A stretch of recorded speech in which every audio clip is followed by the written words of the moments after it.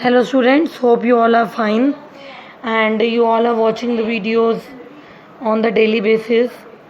This video is related to the important chapter wise questions because until now in this chapter we have studied about कि velocity क्या है, acceleration क्या है, उसकी derivation क्या है, ये सब कुछ important basic चीज़ें हम लोगों ने सीखी हैं कि एक बॉडी अपवर्ड्स मोशन शो कर रही है, एक बॉडी डाउनवर्ड्स मोशन शो कर रही है, तो दोनों केसेस में हम लोग कैसे डील करेंगे सिचुएशन से. We have done with all that things. तो आज का फर्स्ट क्वेश्चन है, force of 49 newton is just able to move a block of wood of weight 10 kg on the rough surface. Calculate the coefficient of friction and angle of friction. तो question शुरू करने से पहले आपको ये पता होना चाहिए कि क्वेश्चन में क्या क्या चीज़ें गिवन है. फोर्स गिवन है 49 न्यूटन्स का, F is equal to 49 newton. हम लोगों ने हर जगह अप्लाइड फोर्स को P से रिप्रेजेंट किया है. So P is equal to 49 newton. Weight हमारा mg के बराबर है, 10 kg दिया हुआ है, या फिर आप इसको इस तरीके से ले सकते हो 10 इंटू 9.8 न्यूटन. तो F is equal to mu R है, तो म्यू बन जाएगा F बाई आर, फोर्स की वैल्यू, और जो मेरा नॉर्मल रिएक्शन है R जिसकी वैल्यू होती है mg. This is R. mg के बराबर है R is equal to mg, that is equal to 10 into 9.8. तो हमारे पास म्यू की वैल्यू बन जाएगी F बाई आर, क्योंकि F की वैल्यू म्यू आर है. यहाँ पर अगेन R नॉर्मल रिएक्शन है, F हमारा फ्रिक्शनल फोर्स है, म्यू हमारा कोफिशिएंट ऑफ फ्रिक्शन है. हम जानते हैं कि F म्यू आर के बराबर होता है या म्यू हमारा F बाई आर के इक्वल होता है, तो हमारी वैल्यू बन जाएगी 0.5. तो कोफिशिएंट ऑफ फ्रिक्शन की वैल्यू इसमें 0.5 है. नेक्स्ट है एंगल ऑफ फ्रिक्शन. मैं आपको 1 मिनट देती हूँ, आप सोचिए कि एंगल ऑफ फ्रिक्शन इस क्वेश्चन में कैसे निकलेगा. एंगल ऑफ फ्रिक्शन यानी कि tan थीटा, ठीक है. एंगल ऑफ फ्रिक्शन यानी कि tan थीटा, वैल्यू किसके बराबर होती है, म्यू के बराबर ही तो होती है. उसने बोला एंगल ऑफ फ्रिक्शन निकालो, यानी कि थीटा की वैल्यू को निकालना है. हम जानते हैं कि म्यू जो है वो tan थीटा के इक्वल होता है, तो थीटा की वैल्यू कितनी बन जाएगी, tan inverse of mu. The value of theta is equal to tan inverse of mu. तो जो म्यू की वैल्यू है वहाँ पे लिख दीजिए, थीटा की वैल्यू आ जाएगी. तो ये फर्स्ट बेसिक और एक इम्पॉर्टेंट एग्जाम्पल है कि कोफिशिएंट ऑफ फ्रिक्शन और एंगल ऑफ फ्रिक्शन निकालिए. कोफिशिएंट ऑफ फ्रिक्शन यानी कि म्यू, फॉर्मूला जो हमने यूज़ किया है वो F is equal to mu R किया है, तो वहाँ से म्यू आ जाएगा F by R. Angle of friction यानी कि थीटा जो होता है tan इनवर्स ऑफ म्यू, तो वहाँ से आ जाएगा. तो ये दो इंपॉर्टेंट टर्म्स हैं जो इस न्यूमेरिकल में निकालनी थी. सेकेंड क्वेश्चन है, determine the distance travel by the body before coming to rest if it is moving with the speed of 10 metre पर second and the mu is 0.4. तो पहले इसके टर्म्स देख लीजिए, पहले टर्म्स समझ लीजिए कि क्वेश्चन में क्या दी हुई है. बॉडी कितना डिस्टेंस ट्रैवल करती है ये निकालना है रुकने से पहले, before coming to rest. And if it is moving with the speed of 10 metre पर second and mu is 0.4. Mu की वैल्यू दी हुई है हमें 0.4, और हम जानते हैं कि म्यू क्या होता है, M A by M G. Mu की वैल्यू है हमारी force by R, F is equal to mu R. F की वैल्यू म्यू आर होती है, तो म्यू की वैल्यू बन जाएगी एफ बाई आर और M A by M G. तो यहाँ से आ गया कि जो म्यू है वो ए बाई जी है या ए हमारा म्यू जी है. ए is equal to mu G, तो वैल्यू जो ए की एक्सेलेरेशन निकलेगी वो निकलेगी 3.92 मीटर पर सेकेंड स्क्वायर. अब आगे क्या है इसमें हमारा, हमने एक्सेलेरेशन ऑफ बॉडी निकाल ली. हमें क्वेश्चन में बोला गया है कि डिस्टेंस ट्रेवल निकालो बॉडी का. हमें पता है कि V square minus U square 2as होता है, तो हमें s यानी कि distance travel by the body निकालना है. जो होगा इस फॉर्मूले का यूज़ करके ही हम लोग निकालेंगे. v की जगह आप 0 ले लीजिए, u की जगह 10 मीटर पर सेकेंड है, सॉरी 100 मीटर पर सेकेंड दिया हुआ है. एंड जो हम लोगों का एक्सेलेरेशन है हमें पता है वो 3.92 हमें अभी निकाला है, एस हमें निकालना है. तो दिस इज 100 मीटर पर second. May be there are some small mistakes in it.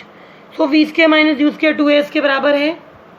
v हम लोगों का 0 है, u हमारा 100 मीटर पर सेकेंड है, एक्सेलेरेशन हमारी 3.92 निकली है इंटू s. अब ये जो मैंने a की वैल्यू नेगेटिव मिली, इसके पीछे बहुत ज़्यादा कुछ ऐसी चीज़ें जिसकी वजह से लिया. क्यों लिया मैंने? क्योंकि ये केस रिटार्डेशन का है. जो बॉडी की इनिशियल वेलोसिटी की तो कुछ वैल्यू है, पर उसकी फाइनल वेलोसिटी 0 है, यानी कि एक्सेलेरेशन की वैल्यू नेगेटिव में होगी. अगर आप और डिटेल इस चीज़ को करना चाहते हैं तो आप ये माइनस मेंशन कर दीजिए. No one is going to make it wrong. Negative में क्यों है? क्योंकि हमारी बॉडी की इनिशियल वेलोसिटी की कुछ वैल्यू है, पर उसकी फाइनल वेलोसिटी 0 है, यानी कि रिटार्डेशन का केस है. एक्सेलेरेशन नेगेटिव में होगी. तो कैलकुलेशन करने से, ऑन डूइंग द कैलकुलेशन, हमारे पास एस की वैल्यू, डिस्प्लेसमेंट या डिस्टेंस की वैल्यू निकल जाएगी 12.75 मीटर्स. तो यही हमें निकालना था, what is the distance travel by the body before coming to rest. तो जो हमारी एस की वैल्यू है वो है 12.75 metres. Next question is a block of 2 kg is placed on the floor. The mu s is given by 0.4 a. जो mu s है, coefficient of friction है, उसकी वैल्यू 0.4 दी गई है. कांस्टेंट है तो कोई यूनिट्स नहीं रहेंगी. A force F is 2.5 Newton. 2.5 Newton का हम लोगों ने अपनी बॉडी पर फोर्स लगाया है. तो क्वेश्चन है calculate the force of friction. Force of friction निकालिए. बॉडी का मास दिया हुआ है 2 kg, म्यू एस हमें दिया हुआ है 0.4, फोर्स हम लोगों को दिया हुआ है 2.5 न्यूटन. 3 इंपॉर्टेंट टर्म्स दी गई है क्वेश्चन में. फोर्स ऑफ फ्रिक्शन निकालना है. क्या फॉर्मूला है? Mu S R. पता है म्यू एस मैंने क्यों लिया? Because I am taking the case of static friction in this case. Mu S मेरा स्टैटिक फ्रिक्शनल फोर्स है, ये फोर्स ऑफ स्टैटिक फ्रिक्शन है जो मेरा एफ एस है, और म्यू एस मेरा कोफिशिएंट ऑफ स्टैटिक फ्रिक्शन है. तो एफ एस की वैल्यू बन जाएगी mu S R. Mu S यानी कि 0.4, आर यानी कि एम जी, एम की वैल्यू 2 और जी की वैल्यू 9.8.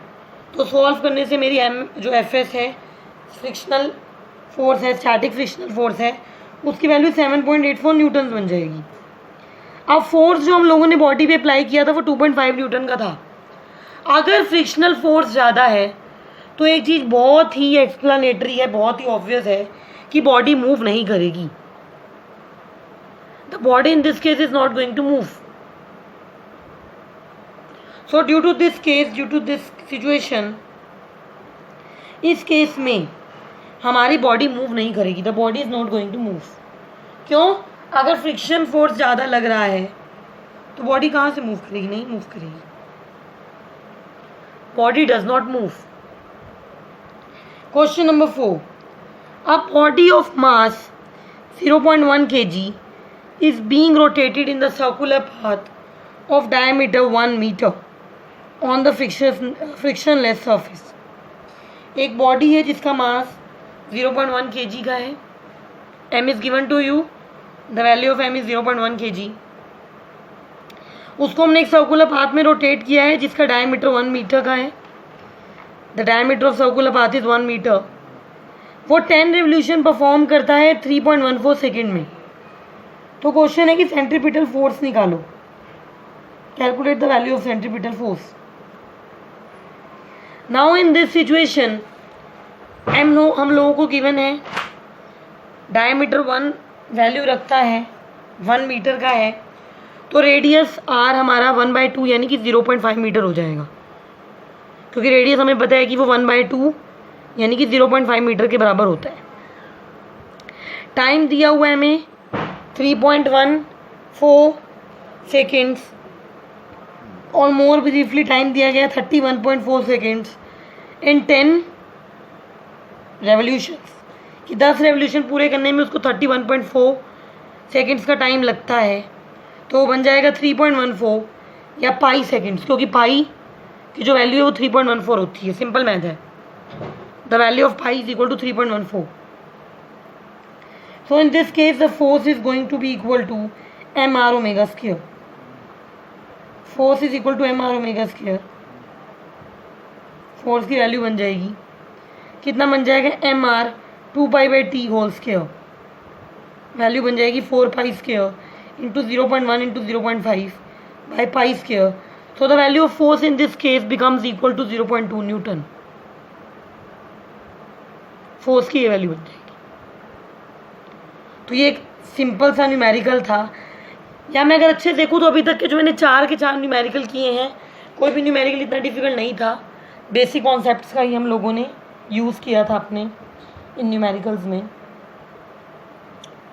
तो नेक्स्ट आपका न्यूमेरिकल है, a bend in the level road has the radius of 80 metre. जो सर्कुलर बेंड किया गया है एक रोड में, उसका रेडियस 80 मीटर का है. Find the maximum speed if the mu is 0.25. अगर कोफिशिएंट ऑफ फ्रिक्शन की वैल्यू 0.25 है, then calculate the maximum speed. अब जो हमारा सेंटीपिटल फोर्स है वो हमारा फ्रिक्शनल फोर्स के बराबर होगा, because the frictional force is going to provide you the necessary centripetal force. Therefore mu R that is equal to mu M G is equal to M V square by R. तो इस simple से फॉर्मूले का use करके हम लोगों ने इस क्वेश्चन में मैक्सिमम स्पीड या वी की वैल्यू को कैलकुलेट किया है.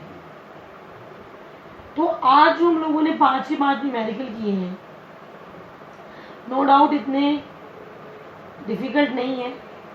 They are using the direct concept, they are using the direct formulas. और ये भी आपको कब आएंगे, जब आप रेगुलर रहेंगे. तो पढ़िए, टाइम मत वेस्ट कीजिए. This we are going to consider the next topic from the next video. I hope again that now you will become regular with the videos and you start watching the videos carefully and on the proper and regular basis. With this we are going to continue the next topic from the next video. और numericals ढूंढिए, उन पे practice कीजिए. Books हैं आप लोगों के पास, उनके बारे में उन्हें पढ़िए, एनालाइज कीजिए.